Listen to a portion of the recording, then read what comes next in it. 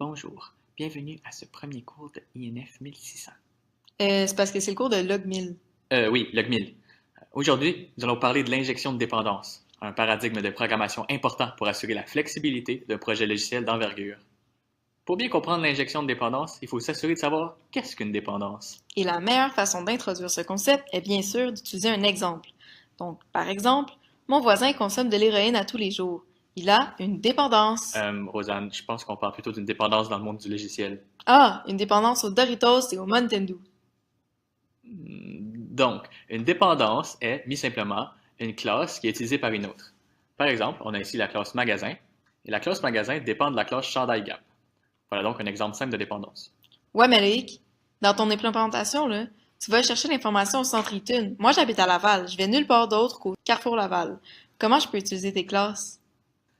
C'est là que vient le concept d'injection de dépendance. C'est en fait de découpler la classe qui utilise la dépendance de la dépendance elle-même.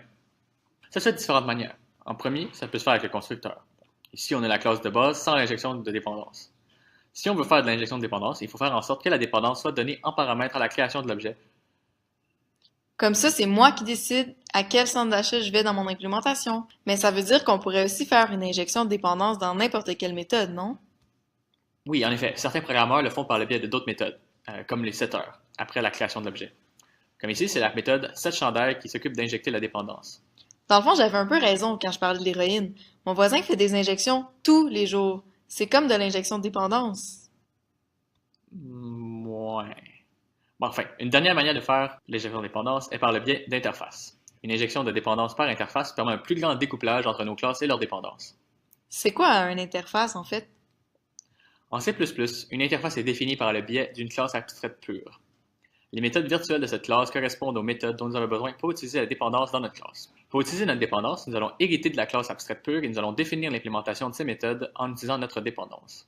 Ainsi, il est facile de changer complètement de dépendance. Il s'agit simplement de redéfinir l'implémentation des méthodes de la classe abstraite pour faire l'utilisation de la nouvelle dépendance. En résumé, on a 4 classes dans cette méthode. La classe interface, qui définit les méthodes nécessaires à l'implémentation.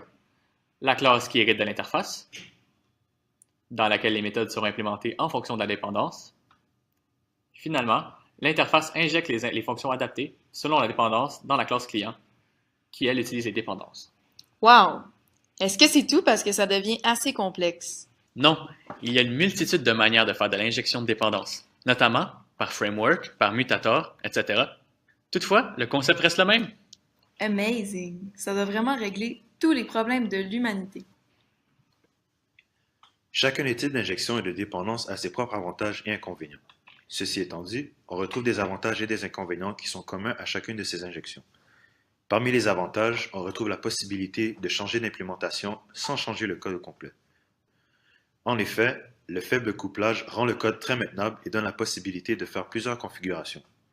L'injection de dépendance permet aussi de tester une application avec des mocks sans recompiler le code au complet.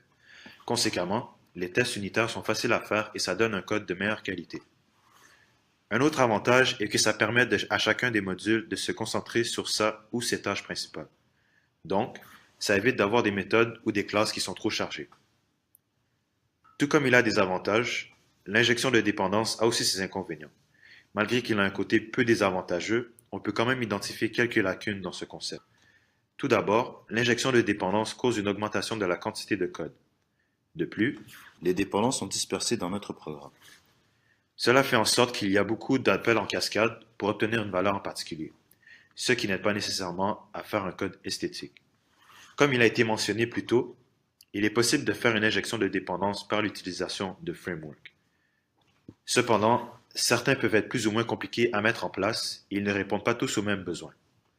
Donc, choisir le bon framework et le mettre en place sur notre programme peut prendre un temps que l'on pourrait investir dans autre chose. Vous vous demandez probablement quel est le lien entre tout ce que vous avez entendu et le cours de log 1000. C'est assez simple. Dans le cours, nous avons vu plusieurs caractéristiques qu'un code doit avoir. L'injection de dépendance permet de faciliter la manière qu'on a de tester le code. En ayant des dépendances qui proviennent de d'autres classes, on peut tester les fonctionnalités d'une classe sans avoir à faire des tests qui tiennent en compte la création des objets de cette autre classe. Donc, on peut faire plus de tests qui seront aussi plus simples.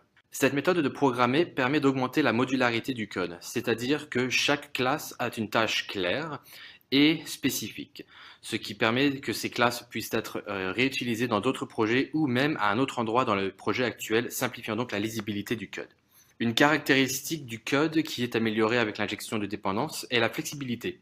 Non, pas pour que notre code fasse du yoga, mais pour qu'il puisse être facile d'ajouter des méthodes et des fonctionnalités à nos classes au fur et à mesure que leurs besoins apparaissent sans qu'il y ait la chance de causer des problèmes ou des erreurs dans d'autres classes.